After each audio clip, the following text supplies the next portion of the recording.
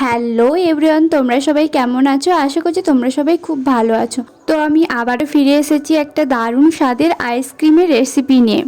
আর এটা খেতে জাস্ট ফাটাফাটি। তোমরা বাড়িতে অবশ্যই একবার ট্রাই করো আর ভিডিওটা স্কিপ না করে পুরোটা দেখো। আশা করছি তোমাদের সবার এই ভিডিওটা ভালো লাগবে। তো সবার প্রথমে আমি এখানে আমুল কোম্পানির একটা লুজ দুধের প্যাকেট নিয়ে নিলাম। এই দুধটা একটু গাঢ়, তাই আইসক্রিমের পক্ষে এটা ভালো। এটা আমি একটা পাত্রে নিয়ে নিলাম হাফটা মতো।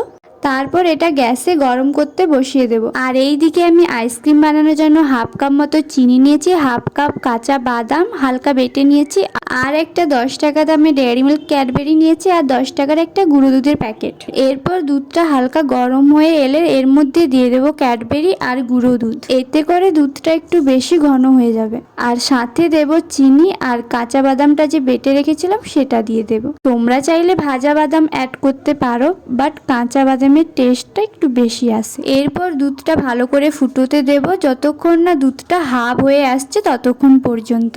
ফুটোতে ফুটোতে দেখতে পাবে দুধের কালারটা একটু এইরকম ব্রাউন কালার হয়ে আসছে। তো তখন বুঝতে হবে এটা সম্পূর্ণ রেডি আইসক্রিম বানানোর জন্য।